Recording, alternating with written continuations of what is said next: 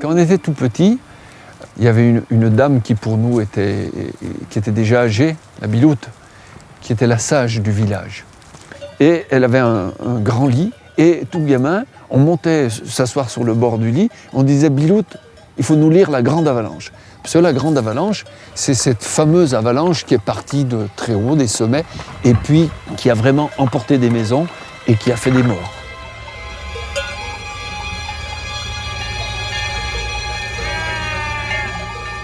Donc elle sortait un grand livre comme ça, les anciennes pages avec l'écriture à l'encre, voilà.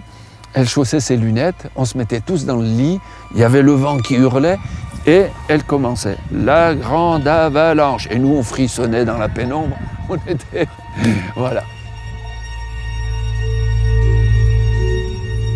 Quelle folie de s'installer ici, dans une telle pente, serrés les uns contre les autres. Faire les trajets l'hiver, la route coupée, etc. Les hommes obligés de partir à pied 3 heures avant d'attaquer le boulot. Enfin, vous imaginez les gens qui travaillaient la nuit. Mon père qui commençait à 4 heures du matin, 1 heure du matin, il partait. Enfin, des trucs comme... Ou alors, quand il finissait à 8 heures le soir, il n'arrivait pas avant 11 heures ici. Après, c'est de payer 3 heures de marche dans la neige.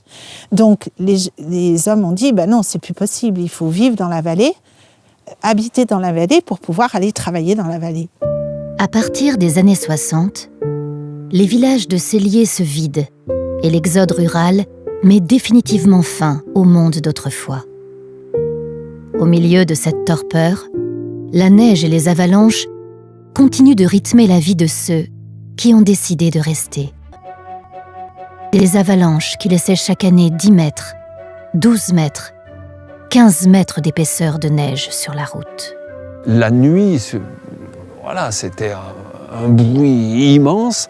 Elle frôlait les maisons et on attendait le lever du jour pour essayer de comprendre où était la route, quoi.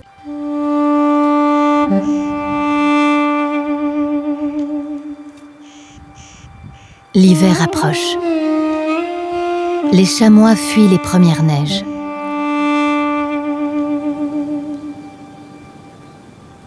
Le vent commence à faire son travail. Et pour les arbres, la lutte commence. À Cellier, on ne rentre plus les patates avant l'hiver. On ne tue plus le cochon. On sait qu'on pourra toujours se rendre dans la vallée. Car aujourd'hui, une poignée d'hommes veille sur tous les autres. La vigilance de chacun a été confiée à quelques-uns. Ils travaillent pour notre sécurité.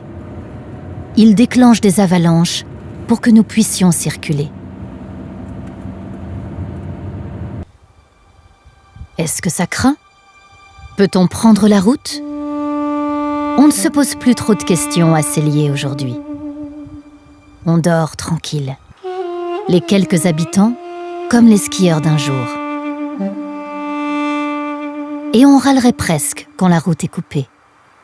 Et puis, ça fait du bruit en plus. Bref, revenons à nos ouvrages et à notre forêt. Au petit matin, on se dit que les forestiers ont bien de la chance. C'est beau de voir une forêt grandir, de voir la vie naître sous ses pieds, se battre sous ses skis.